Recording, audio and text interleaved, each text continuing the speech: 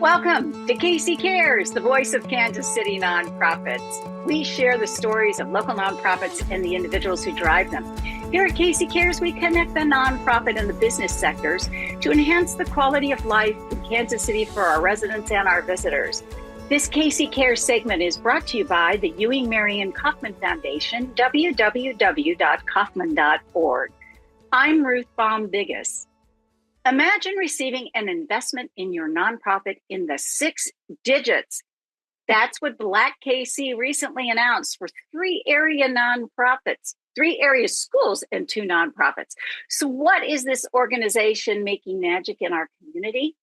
BLAQUE KC is a grassroots movement of parents and teachers, young leaders and advocates who are working to empower the next generation of leaders right here in Kansas City.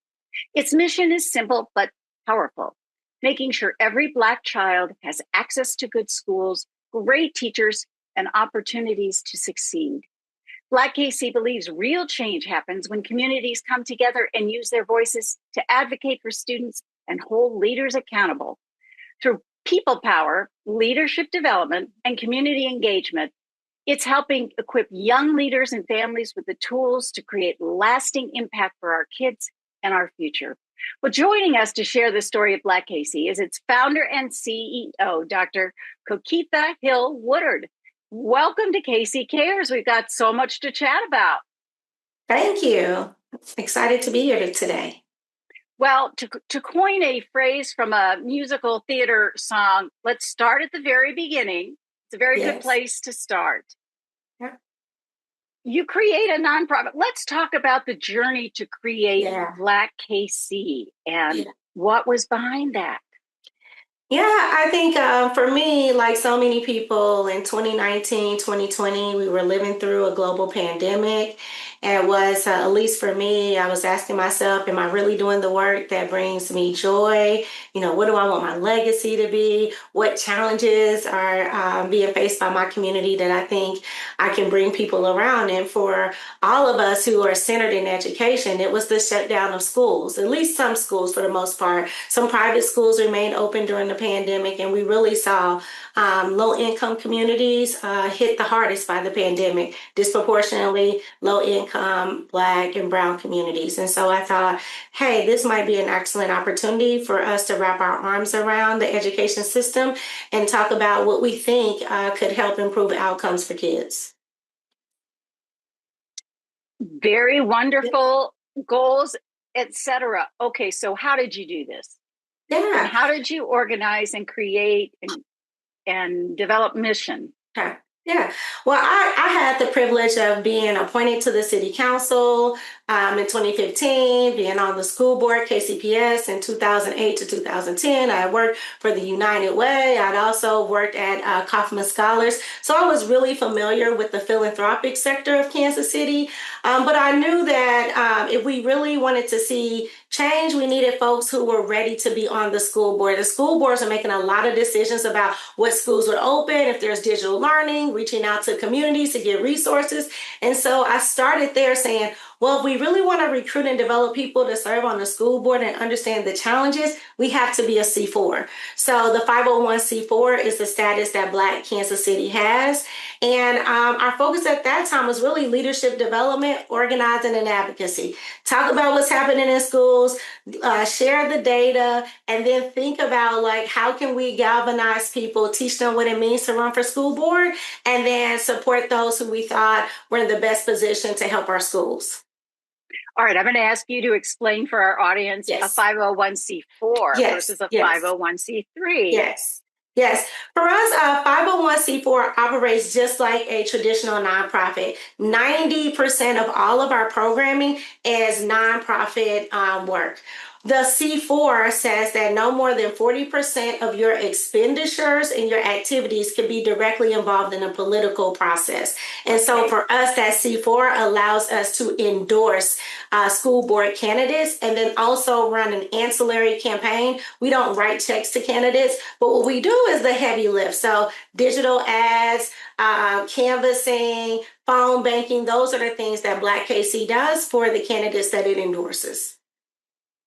So it sounds like you've really got a couple of different lanes that you're working in. Since we just talked about advocacy, let's jump in there and Yeah. what you all are doing and how you do it. Yeah.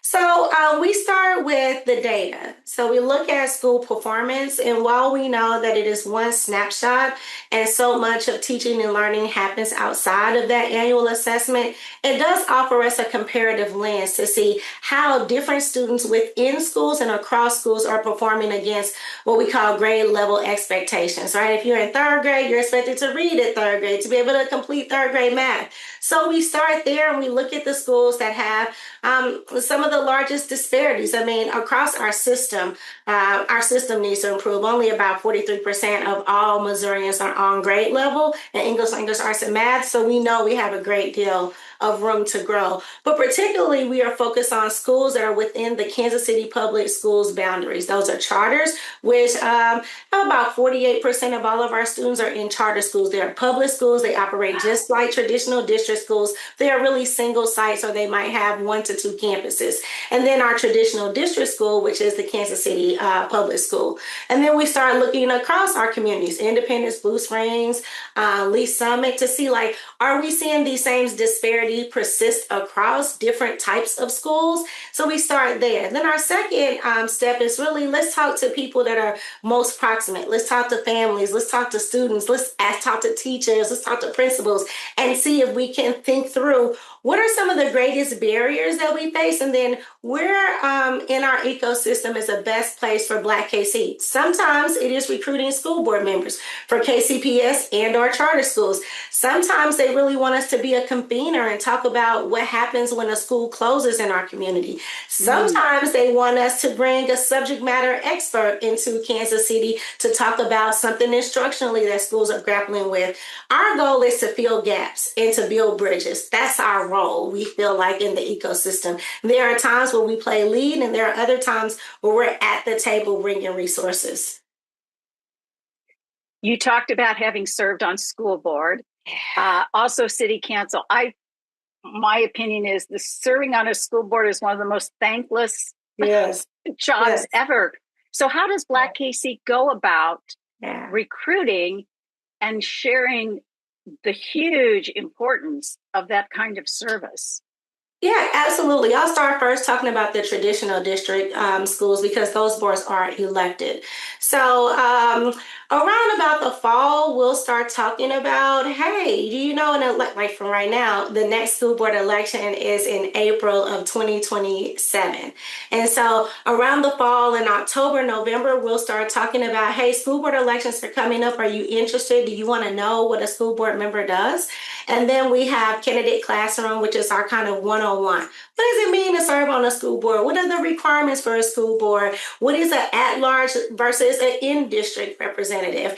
And then we help people understand where their polling locations are, who's their current school board representative, and then they hear from a panel of school board members that talk about what a day in the life of a school board member is. So you start with that.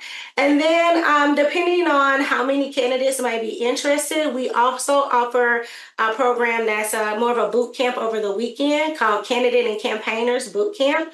And what that boot camp allows is for those who say, I'm not a candidate, but I really want to support a really great, like Beth is really great, and I want to support her candidacy. So we teach them about field and determine a win number and how to build a platform, all those things that a candidate needs to have around them to run a really great campaign. And then for those who say, I actually am interested in being the candidate, we talk about, like, not only the levers that a school board member has the responsibility and oversight for, but how do they take their why and create a platform that actually helps support the needs of the parents and students in schools. And so that's 3 days. And then after that, we connect them to some really great, amazing other organizations that kind of pick up the ball around how to form a committee. And then if we endorse you, if we then bring you back in and you're aligned to what we hear from our families and our students and our educators, then we can endorse you. And when we endorse you, then we run a campaign, like I said before, digital ads, mailers, canvassing, phone banking to support our candidate. On the charter side, those boards are appointed. And so we have a process called the Charter School Board Draft. We just had that this April. We always do something in April to signify to our community that that's when school board elections or decisions around school board happens. On that side, we modeled it from the NFL draft, right? So we recruit the schools as teams.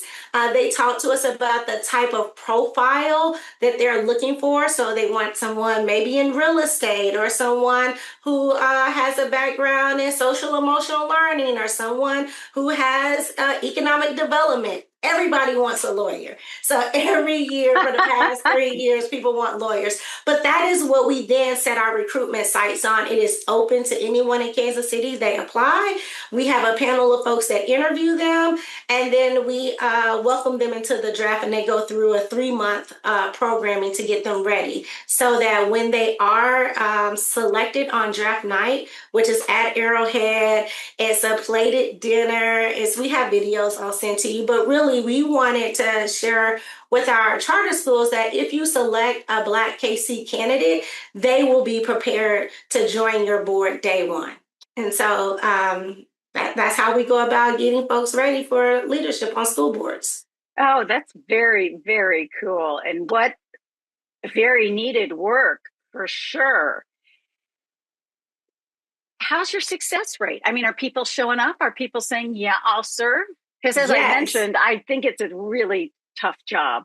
Yes. We have placed 51 candidates, community champions on school boards. Our first KCPS election was in 2021. We had 2 candidates, Tanisha Ford, which is now currently the vice chair of KCPS. We supported Monica Curls. We supported Candace Buckner. She served 4 years and is now working at BLAQUE KC, so full cycle. And then on the charter side, we've placed, 48 charter school board members. And so every other year we host the draft. They are now chairs of many of those boards, vice chairs. And we open up our programming, though, to any school board member. So we've had Show Me Mo Leaders, which is a 7-month fellowship in which we take a really critical deep dive on like the budgets, because school boards approve budgets. They are responsible for monitoring student achievement. So we talk about what the Missouri Performance Framework is and what data you should be looking for, superintendent evaluations and contracts, setting policy. Those are some of those topics that we spend a great deal of time making sure that school board members understand how to effectuate change on a school board. Wow, what a tremendous initiative and effort. You had talked a few minutes ago about the importance of collaboration and partnerships. I wanted you to wax poetic a little bit about that and how that really is part of your core. Right. We have some phenomenal organizations in and adjacent to education. And so BLAQUE did not come on the scene because we didn't think there were enough people who care. We thought that oftentimes we're kind of knee deep, head down in the work and not always looking up to see who's in the lane next to you or who's a little bit ahead of you on a particular topic. So the convener and our opportunity to kind of look at the ecosystem from the outside says, oh my goodness, let's bring Show Me KC Schools along with the Educator Academy, along with TFA, along with, other nonprofits, and let's see, along with the city around housing or crime, and let's pull these folks together and see if we have a cross-functional team that can help us address whatever the topic is. We love being in that space. We also, for the past, I would say, 4 years, we were going strong, focus on advocacy, building coalitions. But really, we thought you can continue to push on a system. You can highlight the challenge. But if you're not putting any resources in, do you really have skin in the game? And so it was really my decision to say, in addition to this great work that we're doing with finding community community champions and convening and problem solving. How about we actually take time to fundraise and then use trust-based philanthropy to say, Beth, you've been the school leader, you've gotten measurable gains. How about we contribute to helping you to reach your full potential at your school? And so that is the Igniting Education Fund that we established and awarded 1.8 million to 3 schools and 2 nonprofits so that we can actually help build their capacity through capital to do the great work that they were already doing in our ecosystem.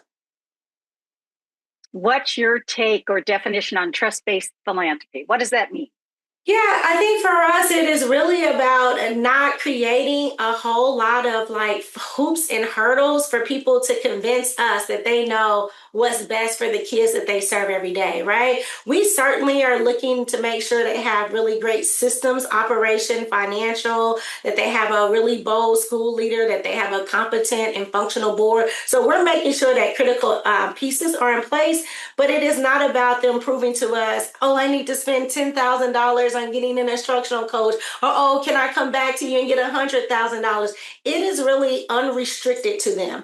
They can spend the money in whatever way they see fit. What we are tracking we're clear about what we're tracking, which is if it's expansion, if it's quality improvement in their schools, if it's, to boost attendance, those are the deliverables that we are tracking, but we are not telling them where they can invest their money in. That's amazing. Okay, $1.8 million. Yes. How'd you get there? Let's talk about that. That's a lot of money.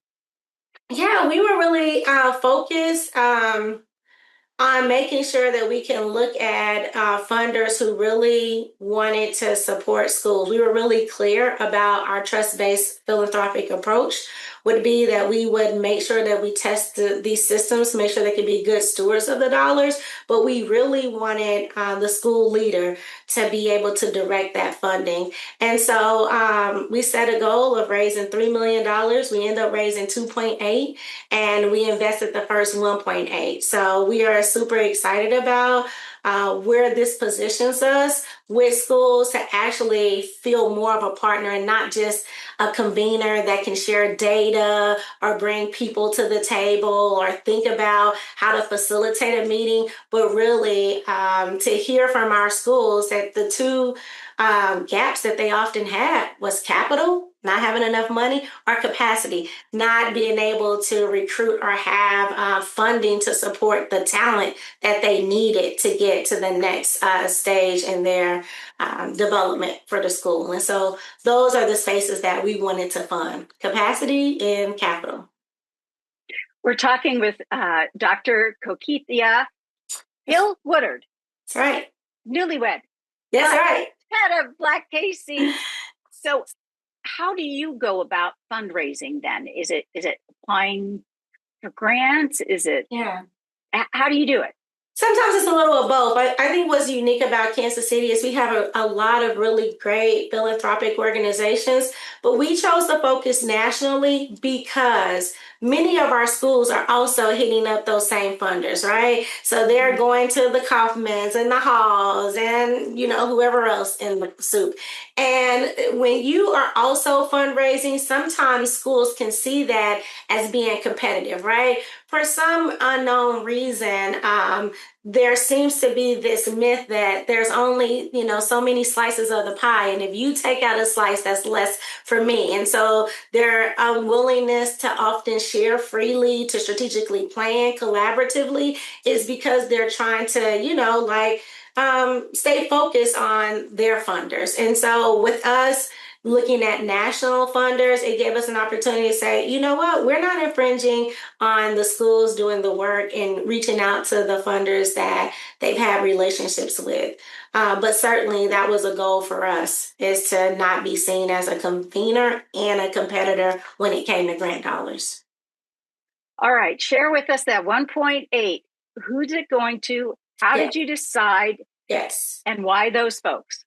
Yes. One of the things I think is really great about BLAQUE KC being place-based focus is that we have an opportunity to plan ahead, but also really respond to what is happening daily in the landscape. So for us, two things. One, we saw that two schools were closing. Hogan Elementary was going to close, and so was Lea Tolbert. And in communities that have historically been marginalized, school closure is felt, it's felt personal for any one of us, right? If somebody told me they were closing the high school that I got all these fun memories, around, it would feel personal to me. But the lack of opportunities to find a quality school, there's just not that many in our landscape just yet. There are great schools doing really great work, but often are at capacity in terms of how many kids they can serve.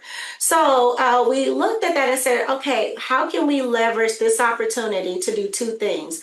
One, for those students and that staff and the families that will be impacted by closure, how can we minimize the impact of that, right? So if your school Mm-hmm. closes and you're in a charter school, there is an application window that closes in April. You have to apply for another school, and you have to go into a lottery, which you may or may not get selected. Just it's a randomized process. And so we wanted to say, all right, can we keep these buildings accessible to the families that they are currently serving, but find a different school leader to run that building? So that was our first goal. So we spoke with Bishop Tolbert. We talked to Hogan's board, and there were two schools that we knew that were just chomping at the bit to expand. Hope Leadership Academy, which I believe just 2 years ago had moved from 49th in growth to number 7 in the state. So they had tremendous growth. They still were not where we wanted to see them in terms of their academic performance, but we knew that they had the right ingredients, that kids were actually improving under that system. And so we brokered a conversation with the Hope Board and with the Hogan Board to say, your school is closing. What if this building still serves those students, but Hope Leadership Academy is going to move into that building? They work through the details and the partnership, and that's fabulous, right? Because those students are not looking for, where will my bus route be? What school will I go to next year? They still have to apply, but they're likely to get in because the school is expanding or opening up more seats to serve those kids at their current school. Just fantastic. Same thing with Lea Tolbert. De La Salle, as a high school, 9 through 12, they really have started building partnerships. They wanted to create more of a feeder to their high school. So they partnered with Lea Tolbert, assumed that school. So Lea Tolbert would close.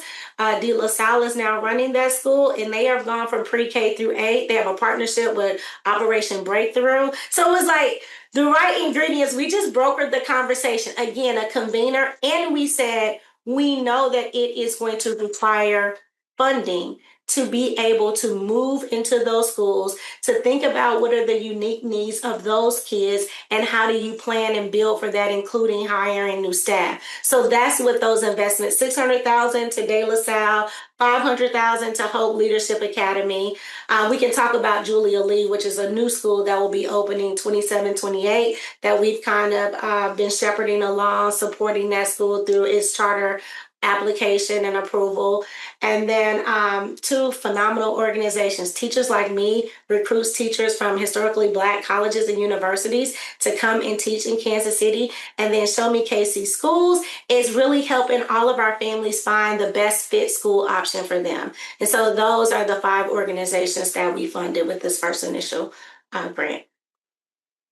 That's amazing. I just, if I were in the leadership position at any of those, it's like, oh my gosh, 6 digits, Yes. that's just, I can't underplay how significant that is. Yeah. We have so many nonprofits in our community, but there are so many that are the mid to smaller that, those kinds of financial gifts are so significant for sustaining and creating change that moves things forward. So kudos to doing that and lifting up those organizations to be able to, move forward and serve kids. What do you like about the work that you do? I mean, you've been in education for a long time. You grew up here. This is home. That's right. Talk a little bit about how this, kind of fills your cup. It does. It really does fill my cup. There are days where I, get out and walk through the schools. I go to some of the school activities. And for me, I just think about my own life, right? Like I grew up in the community. I had the opportunity to attend Lincoln College Preparatory Academy. And for a long time, I thought everyone had the same opportunities that I had at Lincoln. And it wasn't until I got out and started working in communities and with schools that I understood that that's not the case, right? Like my experience at Lincoln, which was 6th through 12th, when I went through Lincoln, is very different than some others' school experience. And I was a kid that had a little bit of trauma in my life. I lost a parent at 16. My parents were 42 and 46 when they had me, so they were already almost 60 when I was in high school. And it was my teachers and my school counselor and people pushing me along the way to continue. And certainly, well, after I got out of college. And so I think about there are students who have big dreams. My goal is just to try to make those dreams possible by helping the school serve them better and help them identify what their talents are and what their dreams are. I can't think, but the only other job that would be better than this is working for Oprah. Other than that, I am extremely blessed to be able to just be a footnote on some students and some staff and schools' pages on how they were able to transform their school. And I'm really excited about that. Well, I think personally, Oprah ought to be working with you. So there you go. Yes. I also wanted to chat before our conversation ends about the What If campaign. What is that, and how did that all come to be? Yeah, I talked about our principles is always to work alongside communities and families and educators and not do to them, right? We didn't want to sit up in our ivory tower and say, oh, this is wrong, fix it. And here's a little bit of money that we sprinkled out, to everyone. It was really important for whatever dollars that we were able to fundraise that we made significant, meaningful investments. And then we got out the way. Right? We give the investment, we set the conditions, and then we get out the way of that school leader.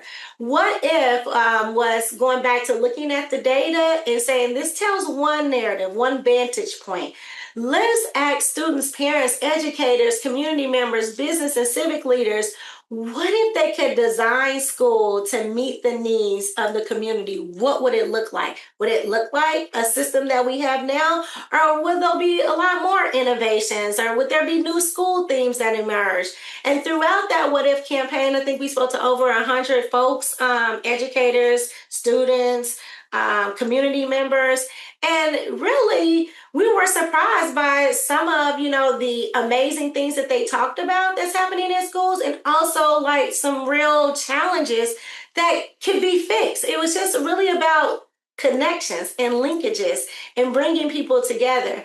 They wanted a lot more focus on mental health. I think, Beth, you and I'm listening to a book called The Anxious Generation. I think that's what it's called. And growing up, my son is growing up in a digital age of social media. I didn't have that type of pressure. And so a lot of our students said mental health is so that we don't have a critical breakdown. We want to have mental health checks along the way. We want supports. We want flexible pathways.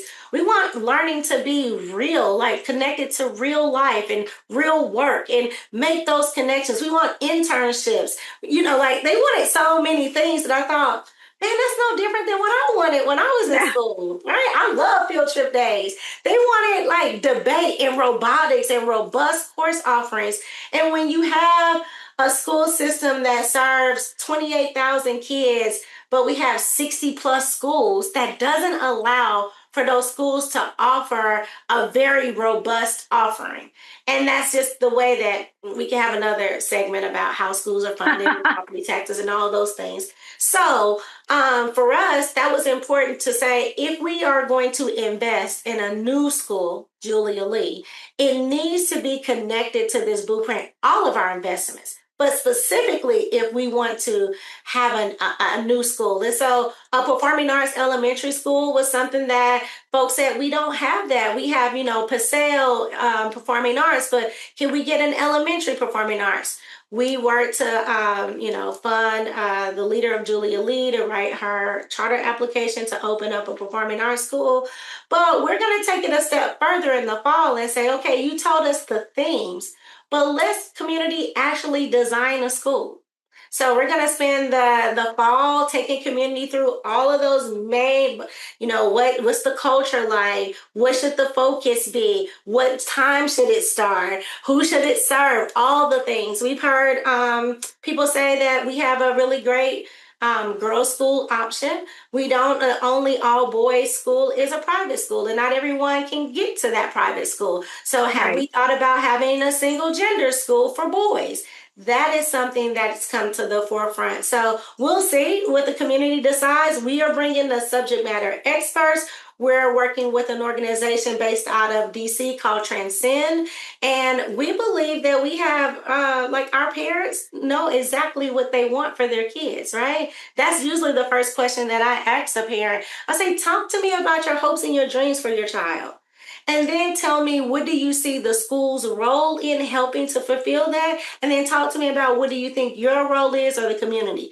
That's a starting question for us. You can't design and build and bring people to the table unless you know what people want. And it's not about what we want to see. It certainly is about how do we take the most innovative ideas that we think can be sustainable, that we think is rooted in what the community says and what we know kids need to thrive. And can we bring the right partners and the right funding around the table to make it happen? So it's BLAQUEKC.com. Yes. You are doing amazing work. Thank you for sharing all that you're doing, and keep it up. Thank you, Beth. Thank you for having me here.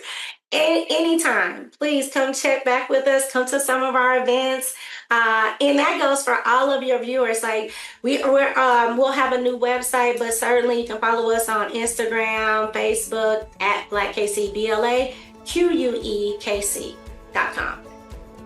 And thank you for joining us on KC Cares. This segment was brought to you by the Ewing Marion Kauffman Foundation, www.kauffman.org. And listen, you can spread the love and find us at our website, kccaresonline.org, and on Facebook and Twitter at KC Cares Radio, and Instagram at kccaresonline.org. Should be just KC Cares Online. And catch us Saturday mornings at 8 a.m. on 1510 a.m. and 94.5 FM. Thanks for joining us on KC Cares.